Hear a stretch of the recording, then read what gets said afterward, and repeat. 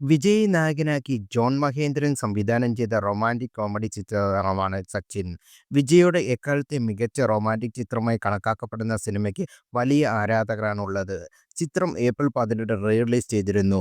ഗംഭീര കളക്ഷനാണ് സിനിമയുടെ റീ റിലീസിന് സ്വന്തമാക്കിയിരിക്കുന്നത്. 11 കോടിയാണ് ഏഴാം ദിവസം കൊണ്ട് സച്ചിൻ നേടിയത്. ഇതോടെ തമിഴ് റീ റിലീസിൽ ഏറ്റവും ഉയർന്ന കളക്ഷൻ നേടുന്ന രണ്ടാമത്തെ സിനിമയായി സച്ചിൻ മാറി. 32 കോടി നേടിയ ഗില്ലിയാണ് ഒന്നാം സ്ഥാനത്ത്. ആദ്യ ദിനത്തിൽ 2.2 കോടിയാണ് സിനിമയുടെ തമിഴ്നാട് ബോക്സ് ഓഫീസിൽ നിന്ന് നേടിയത്. തിയേറ്ററിനുള്ളിൽ ആരാധകരുടെ ആട്ടവും പാട്ടവും സോഷ്യൽ മീഡിയയിൽ ഹിറ്റലായിരുന്നു. ഗില്ലിക്ക് ശേഷം റീ റിലീസിൽ സച്ചിന് ഹിറ്റ് പഠിക്കുമെന്നാണ് ആരാധകർ പറയുന്നത്. തിയേറ്ററിൽ ഹരം കൊള്ളിക്കാൻ വിജയ് സിനിമ തന്നെ വരണമെന്ന്, ഈ വൈബ് വേറെ ഒരു നടനെയും ചിത്രങ്ങൾക്ക് തരാൻ കഴിയില്ലെന്നും അഭിപ്രായങ്ങൾ വരുന്നുണ്ട്. ജെനീലിയ, ബിപാഷ ബസു, സന്താനം, വടിവേലു, രഘുവരൻ തുടങ്ങിയവരാണ് സച്ചിനിലെ പ്രധാന വേഷത്തിൽ എത്തുന്നത്.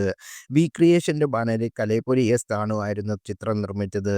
ദേവിശ്രീ പ്രസാദ് ആയിരുന്നു ഈണം നൽകിയ സിനിമയിലെ ഗാനങ്ങളെല്ലാം ഇന്നും വലിയ ഹിറ്റാണ്.